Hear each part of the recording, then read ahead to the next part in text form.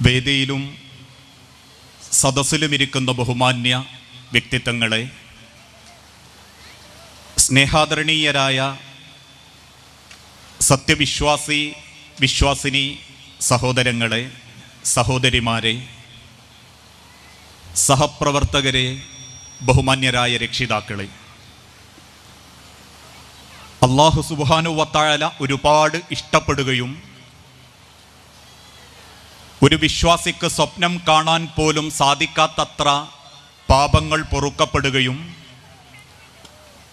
നന്മകൾ രേഖപ്പെടുത്തപ്പെടുകയും ചെയ്യുന്ന അനുഗ്രഹീതമായ അറിവിൻ്റെ ഇൽമിൻ്റെ സദസ്സിലാണ് നമ്മളൊക്കെ ഒരുമിച്ച് കൂടിയത്. ഈ സമൂഹത്തിന് ഉപകാരപ്പെടേണ്ട ഒരു തലമുറയെ അള്ളാഹുവിൻ്റെ വിശുദ്ധ ഖുർആനിലേക്കും തിരുസുന്നത്തിലേക്കും കൃത്യമായ പാഠങ്ങൾ പഠിപ്പിച്ച് അന്ധവിശ്വാസങ്ങളും അനാചാരങ്ങളും പെരുകിക്കൊണ്ടിരിക്കുന്ന ഈ മുസ്ലിം സമൂഹത്തിനിടയിലേക്ക് പ്രാപ്തമാക്കുക,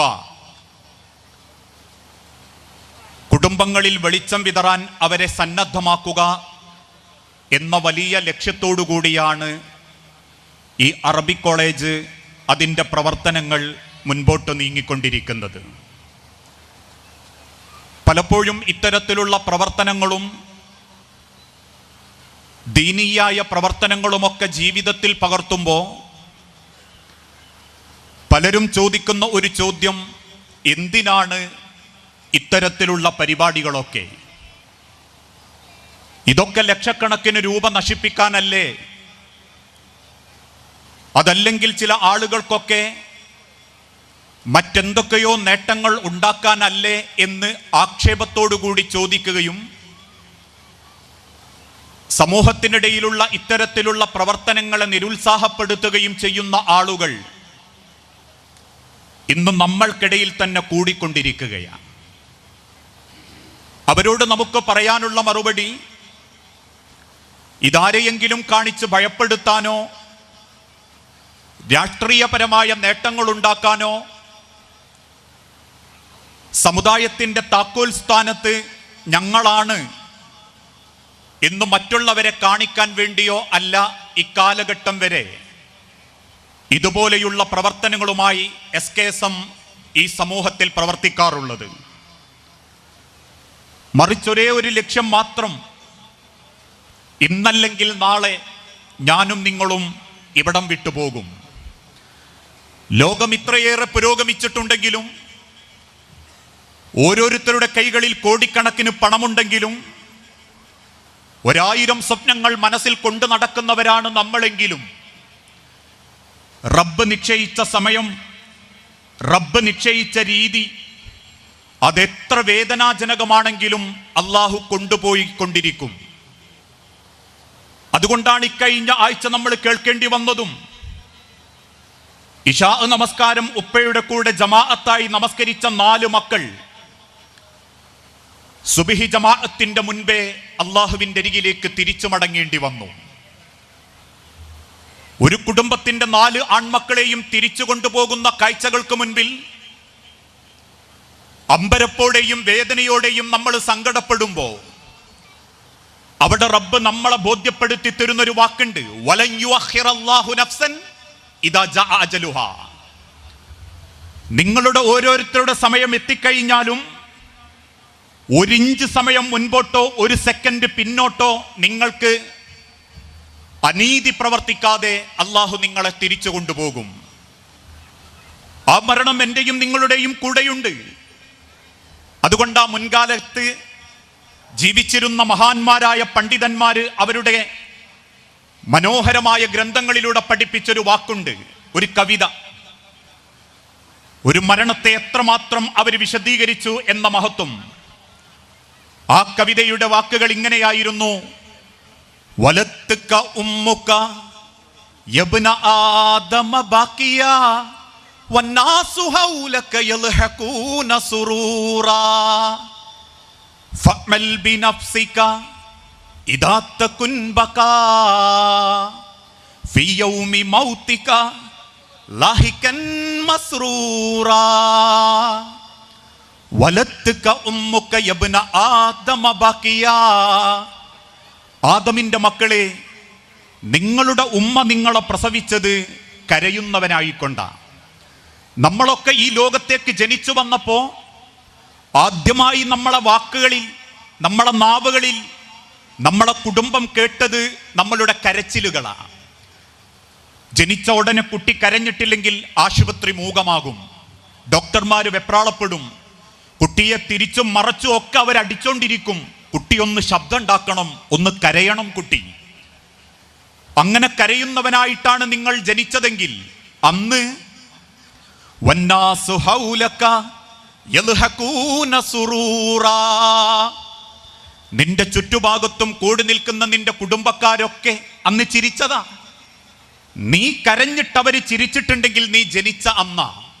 എങ്കിൽ ഫഅ്മൽ ബിനഫ്സിക ഇദാ തകുൻ ബകാ ഫി യൗമി മൗതിക ലാഹികൻ മസ്റൂറാ. ജീവിതത്തിന്റെ തിരക്കുകളെല്ലാം ഉപേക്ഷിച്ച് ഒരവകാശവുമില്ലാതെ ഒരു മരണം നിന്നെ തേടി പുറപ്പെട്ടിട്ടുണ്ടെങ്കിൽ ആ മരണപ്പെട്ട നിന്റെ ജീവിതത്തിൽ നിന്ന് ഒരാൾക്കും തടയാനാവാത്ത നിലക്ക് റബ്ബ് നിന്നെ കൂട്ടിക്കൊണ്ടുപോകും. നിന്റെ വീട്ടിന്റെ സിറ്റൗട്ടിലോ നിന്റെ വീട്ടിന്റെ മുറ്റത്തോ നിശബ്ദനായി നീ കിടക്കുന്നൊരു ദിനം വരാനുണ്ട്. നീ കൂടെ ജീവിച്ചിരുന്ന നിന്റെ ഭാര്യ ഹൃദയം പൊട്ടിക്കരയുന്നൊരു നിമിഷം വരാനുണ്ട്. നിന്നെ പ്രാണനെ പോലെ സ്നേഹിച്ചിരുന്ന നിന്റെ മക്കൾ നിനക്ക് വേണ്ടി വിതുമ്പിക്കരയുന്നൊരു ദിനം വരാനുണ്ട്. അന്ന് സർവ്വ അധികാരങ്ങളും അവകാശങ്ങളും ഉപേക്ഷിച്ച് 3 വെള്ളത്തുണിയിലോ 5 വെള്ളത്തുണിയിലോ നീ നിന്റെ റബ്ബിന്റെ അരികിലേക്കുള്ളൊരു യാത്ര ആരംഭിക്കുന്ന അന്ന് നിന്റെ ചുറ്റുഭാഗത്തും കൂടി നിൽക്കുന്ന ആളുകളൊക്കെ നിന്നെ ഓർത്ത് സങ്കടപ്പെടുന്നൊരു ദിനം വരുമ്പോ 6 കാലുള്ള കട്ടിലിൽ 6 പേരുടെ തോളിൽ കയറി നിക്ഷയിക്കപ്പെട്ട 6 അടി മണ്ണിലേക്ക് നിനക്ക് മനസ്സമാധാനത്തോടെ പുഞ്ചിരിച്ചുകൊണ്ട് നിന്റെ റബ്ബിനെ കണ്ടുമുട്ടണമെങ്കിൽ ഫഅ്മൽ ബിനഫ്സിക, നിന്റെ യാത്രക്ക് വേണ്ടി നീ ഒരുങ്ങണം. ഏത് സെക്കൻഡും കയറി വരുന്ന മരണത്തെ പുഞ്ചിരിയോടെ നിനക്ക് നേരിടാൻ സാധിക്കണം. അതാണ് വിശുദ്ധ ഖുർആനിലൂടെ റബ്ബ് പഠിപ്പിച്ചതും. മിൻഹാ ഖലഖ്നാകും വഫീഹാ നുഈദുകും വമിൻഹാ നുഖ്രിജുകും താറതൻ നുഖ്റാ. ശ്രവിക്കപ്പെടുന്ന കോടാനുകോടി ബീജത്തിലെ ഒരു നിസ്സാരമായിരുന്ന ബീജത്തുള്ളിയെ നിന്റെ മാതാവിന്റെ ഗർഭാശയത്തിന്റെ 3 ഭിത്തികൾക്കുള്ളിലെത്തിച്ച് അലക്കയായി മുളകയായി ഈ കാണുന്ന കോലത്തിൽ നിന്നെ സൃഷ്ടാവ് സൃഷ്ടിച്ചിട്ടുണ്ടെങ്കിൽ ആ സൃഷ്ടാവിന്റെ അരികിലേക്കുള്ളൊരു യാത്ര റബ്ബ് നിനക്ക് നിശ്ചയിച്ചിട്ടുണ്ട്. വഫീഹാ നുഈദുകും വമിൻഹാ നുഖ്രിജുകും താറതൻ നുഖ്റാ. ഒരിക്കൽ കൂടി നിന്റെ റബ്ബിന്റെ മുൻപിൽ നീ എഴുന്നേറ്റ് നിൽക്കേണ്ട ഒരു ദിനം നിനക്ക് വരാനുണ്ട്. നൽകപ്പെട്ട ദുനിയാവിലെ സർവ്വ അധികാരങ്ങളെക്കുറിച്ചും അനുഗ്രഹങ്ങളെക്കുറിച്ചും നിന്റെ കുടുംബത്തെക്കുറിച്ചും മക്കളെക്കുറിച്ചും നിന്റെ ആരോഗ്യത്തെക്കുറിച്ചും എന്തിനേറെ ദഹിക്കാൻ വേണ്ടി പടച്ച റബ്ബ് സംവിധാനിച്ച നിന്റെ ശരീരത്തിന്റെ ഉൾഭാഗത്തുള്ള കോടാനുകോടി അനുഗ്രഹങ്ങളെക്കുറിച്ചും നിനക്കുത്തരം പറയേണ്ട ഒരു ദിനം വരാനുണ്ട്. ആ ദിനത്തിലേക്ക് നിനക്ക് റബ്ബിന്റെ മുൻപിൽ വളരെ സുരക്ഷിതനായി കയറി ചെല്ലണമെങ്കിൽ ഫഅ്മൽ ബിനഫ്സിക, നിനക്ക് നീ അധ്വാനിച്ചു തുടങ്ങണം. പ്രവാചകൻ സല്ലല്ലാഹു അലൈഹി വസല്ലമയുടെ പ്രിയപ്പെട്ട സ്വഹാബി സയ്യിദുനാ ഉമർ ബിനുൽ ഖത്താബ് റളിയല്ലാഹു അൻഹു മരണപ്പെടുന്നതിന്റെ കുറച്ച് ദിവസങ്ങൾക്ക് മുൻപ് മദീനത്തെ പള്ളിയിൽ ഒരു സുബ്ഹി നമസ്കാരത്തിന്റെ മുൻപ് വന്ന് കരയാൻ തുടങ്ങും. മദീന പള്ളിയുടെ 1-ാമത്തെ സഫിലിരുന്ന് കരയുന്ന ഉമറിന്റെ അരികിൽ ചെന്ന് സ്വഹാബത്ത് ചോദിക്കും, സയ്യിദുനാ, എന്തിനാ നിങ്ങൾ ഇങ്ങനെ കരയുന്നത്? അങ്ങയുടെ കണ്ണ് നിറഞ്ഞ് ഞങ്ങൾ കണ്ടിട്ടില്ലല്ലോ, പിന്നെന്തിനാ ഉമറെ എങ്ങനെയൊക്കെ കരയുന്നത്? ചോദിച്ച സഹാബത്തിന്റെ മുഖത്തേക്ക് നോക്കി ഉമർ ഇബ്നുൽ ഖത്താബ് റളിയല്ലാഹു അൻഹു തിരിച്ചു പറയുന്ന ഒരു മറുപടിയുണ്ട്. ആ മറുപടിക്ക് മുൻപ് ആരാണ് ഉമർ എന്ന് നമ്മൾ അറിയണം.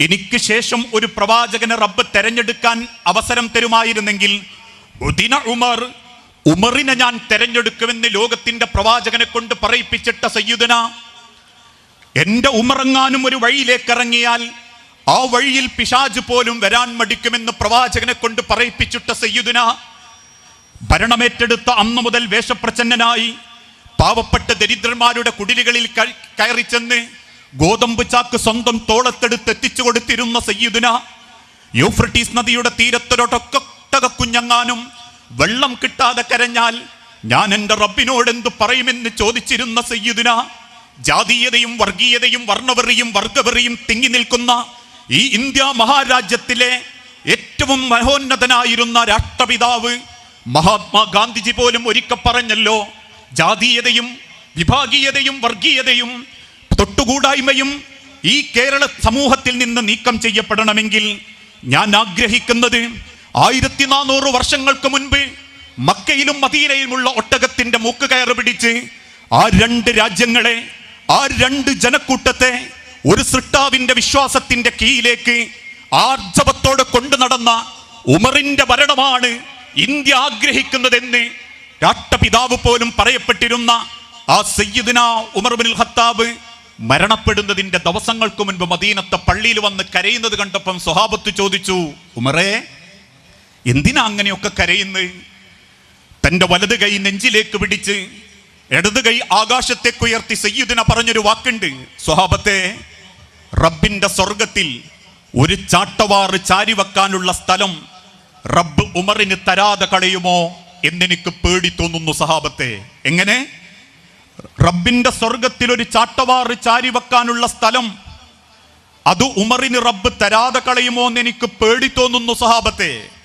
പ്രിയപ്പെട്ട മുസ്ലിം സമൂഹമേ, എന്തുണ്ട് പടച്ചോന്റെ അടുത്തേക്ക് കൊണ്ടുപോകാൻ? ഒരു നല്ല വിശ്വാസം, ഒരു നല്ല കുടുംബം, ഒരു നല്ല സാമ്പത്തികം, ഒരു നല്ല സ്വഭാവം. നാളെ തോളിലെടുക്കുന്നവർ 6 അടി മണ്ണിൽ വെച്ച് തസ്ബീത്ത് ചൊല്ലിത്തന്ന് കബറും പറമ്പെന്ന് തിരിച്ചു നടന്നു പോകുമ്പോ ആ പള്ളിക്കാട്ടിലെ 6 അടി മണ്ണിനടിയിൽ എങ്ങനെ ജീവിക്കുന്നു ചിന്തിച്ചു നോക്കിയിട്ടുണ്ടോ? ആർഭാടങ്ങളോ അലങ്കാരങ്ങളോ ഇല്ലാത്ത, ആശ്വാസവാക്കുകൾക്ക് സംസാരത്തിനെ കൊണ്ട് സഹായിക്കാൻ ഒരു വ്യക്തിയില്ലാത്ത, ഇഴജന്തുക്കളും ചെറുപ്രാണികളും നിറഞ്ഞു നിൽക്കുന്ന കബറെന്ന കൂടാരത്തിൽ റബ്ബിന്റെ ചോദ്യത്തിന്റെ ഉത്തരമായിട്ട് എന്തുണ്ട് കയ്യിൽ? അതുകൊണ്ട് അള്ളാന്റെ ഹബീബ നബി തങ്ങൾ ഒരിക്കൽ പറഞ്ഞതും, ഒരു മനുഷ്യനെ കബറിലേക്ക് വെക്കുന്ന സെക്കൻഡ് മുതലല്ല, അവന്റെ ആത്മാവിനെ പിടിക്കുന്ന സെക്കൻഡ് മുതൽ അവൻ അറിയും അവൻ റബ്ബിന് ഇഷ്ടപ്പെട്ടവനായിരുന്നോ അള്ളാഹ്ക്ക് വെറുക്കപ്പെട്ടവനായിരുന്നോ. ഇപ്പം നമ്മളൊക്കെ ആൾക്കാരെ മുൻപിൽ അത്യാവശ്യം നല്ലവരാ. നെറ്റിയിലെ നിസ്കാരത്തഴമ്പും ഉടുക്കുന്ന പർദ്ദയും ഓതിത്തീർക്കുന്ന ഖുർആനും ചെയ്ത ഹജ്ജും അള്ളാന്റെ മാർഗത്തിൽ ചെയ്തു കൂട്ടുന്ന ഇബാദത്തുകളെ കൊണ്ടൊരു വിശ്വാസത്തിന്റെ തെളിമയോടെ വളരെ സമാധാനത്തോടെ ജീവിക്കുന്നവരാ നമ്മൾ. പക്ഷെ നാളെ പടച്ചോന്റെ മലക്കുൽ മൗത്ത് നമ്മളിലേക്ക് വരുന്ന സമയത്ത് ആ സെക്കൻഡിൽ നമ്മൾ അറിയും നമ്മൾ അള്ളാഹ്ക്ക് ഇഷ്ടപ്പെട്ടവനായിരുന്നോ അള്ളാഹ്ക്ക് വെറുക്കപ്പെട്ടവനായിരുന്നോ എന്ന്. കാരണം മരണത്തിന്റെ പിടുത്തം പോലും 2 രീതിയിലാണെന്ന് വിശുദ്ധ ഖുർആൻ ഓർമ്മപ്പെടുത്തുന്നുണ്ട്. 2 രീതിയിലാണ് അല്ലാഹു തആല നമ്മളെ കൊണ്ടുപോവുക. അത് ഏത് കോലത്തിൽ മരിക്കുകയാണെങ്കിലും ശരി. ഒരു നല്ല വിശ്വാസിയെ പടച്ച റബ്ബ് മരിപ്പിക്കാൻ തീരുമാനിക്കുമ്പോൾ വാനലോകത്ത് നിന്നും റബ്ബ് നിശ്ചയിക്കുന്ന മലക്കുകൾ ഇറങ്ങി വരും. ആ മനുഷ്യന്റെ കണ്ണെത്തുന്ന ഭാഗത്തവർ ചെന്നിരിക്കും. വന്ന മലക്കുകളുടെ സൗന്ദര്യവും അവരുടെ ശരീരത്തിൽ നിന്നും അവരുടെ കൈകളിലുള്ള പരവതാനിയിൽ നിന്നും വല്ലാത്തൊരു സുഗന്ധം പരക്കുമ്പോ ശരീരത്തിലുള്ള ആത്മാവിന് ആ മലക്കിന്റെ അടുത്തേക്ക് പോകാനുള്ള സന്തോഷം ഉണ്ടാവും. ആ സന്തോഷത്തിൽ ആത്മാക്കൾ ശരീരം വിടാൻ വേണ്ടി കാത്തിരിക്കുമ്പോ 2 കൈകളും നീട്ടി ആ മലക്കുകൾ സ്വാഗതം ചെയ്യുന്ന ഒരു രീതിയുണ്ട്. യാ അയ്യത്തുഹൻ നഫ്സുൽ മുത്മഇന്ന ഇർജിഇ ഇലാ റബ്ബികി റാളിയതൻ മർളിയ ഫദ്ഖുലി ഫീ ഇബാദി വദ്ഖുലി ജന്നതി. ഈ ദുനിയാവിൽ പടച്ചോനെ ഭയപ്പെട്ട് സ്നേഹിച്ച അള്ളാഹുവിന്റെ സ്വർഗം ആഗ്രഹിച്ച മുഅ്മിനെ നിന്റെ റബ്ബിദാ തൃപ്തിയോടെ സ്വീകരിച്ചിരിക്കുന്നു എന്ന റബ്ബിന്റെ കൽപ്പനയോടെ സന്തോഷത്തോടുകൂടി പടച്ചോന്റെ അടുത്തേക്ക് മടങ്ങുന്നവരുണ്ട്. അങ്ങനെ മടങ്ങിയവരാ ആയിരക്കണക്കിന് സ്വഹാബത്ത് അല്ലേ? ഒന്ന് ചിന്തിച്ചു നോക്കൂ. മരണപ്പെടുന്നതിന്റെ തൊട്ടു മുൻപുള്ള അറഫ മൈതാനിയിൽ ലക്ഷക്കണക്കിന് സ്വഹാബത്തിനെ മുൻനിർത്തി അന്ന് ലോകത്തിന്റെ പ്രവാചകൻ സ്വഹാബത്തിനോട് പറഞ്ഞൊരു വാക്കുണ്ട്, ഇവിടെ ഹാജരുള്ളവർ ഹാജരില്ലാത്തവർക്ക് ഇത് അറിയിച്ചു കൊടുക്കട്ടെ. അന്ന് സ്വഹാബത്തിന്റെ പ്രവർത്തനം എങ്ങോട്ടാണോ ഒട്ടകം ചെരിഞ്ഞു നിന്നത് ആ ഒട്ടകപ്പുറത്ത് കയറി പലരും കടൽ കടന്നു, മണൽ താണ്ടുകൾ താണ്ടി, മരുഭൂമികൾ താണ്ടി ലോകത്തിന്റെ നാനാഭാഗത്തേക്ക് സ്വഹാബത്ത് കയറി ചെന്നു. അവർ ചെല്ലാത്ത സ്ഥലങ്ങളില്ല, അവർ കയറി ചെല്ലാത്ത നാടുകളില്ല. പടച്ച റബ്ബിന്റെ വാക്കുകളെ കുറിച്ച് ലോകത്തിന്റെ മുക്കമൂലകളിലേക്ക് എത്തിക്കാൻ വേണ്ടി പരക്കം പാഞ്ഞിരുന്ന ആയിരക്കണക്കിന് സ്വഹാബത്തിന്റെ കബറുകൾ പോലും ഇന്ന് ലോകത്തിന്റെ നാനാഭാഗത്തുള്ള വ്യത്യസ്ത രാജ്യങ്ങളിൽ കിടക്കുന്നുണ്ടെങ്കിൽ ഇന്നും മക്കയും മദീനയും സന്ദർശിക്കുന്നവർക്കറിയാം, ലക്ഷക്കണക്കിന് സഹാബത്തുള്ള മക്കയിൽ, ലക്ഷക്കണക്കിന് സഹാബത്തുണ്ടായിരുന്ന മദീനയിൽ ഒരു 10,000 ഖബർ പോലും സ്വഹാബത്തിൻ്റെത് ഇന്ന് കാണാൻ പറ്റുന്നില്ലെങ്കിൽ ഒരൊറ്റ മറുപടിയേയുള്ളൂ: അള്ളാന്റെ ദീനിനു വേണ്ടി എന്ത് സഹിക്കാനും ത്യാഗം ചെയ്യാനും സന്നദ്ധരായിക്കൊണ്ട് ഒട്ടകത്തിന്റെ മൂക്ക് കയറ് പിടിച്ച് കാലുകളിൽ ഈത്തപ്പനയുടെ ഓലകൾ കെട്ടിവെച്ച് വിജനമായ മരുഭൂമികളിലൂടെ ചൂടും തണുപ്പും വകവെക്കാതെ അവർ കയറിച്ചെന്ന് ആദർശ പ്രബോധനം നടത്തിയതിൻ്റെ ഭംഗിയാണ് ഇന്ന് ഞാനും നിങ്ങളും അനുഭവിക്കുന്ന ഈ ഒരു ആദർശ വിശ്വാസം, ഈ ഒരു തൗഹീദിന്റെ തെളിമ.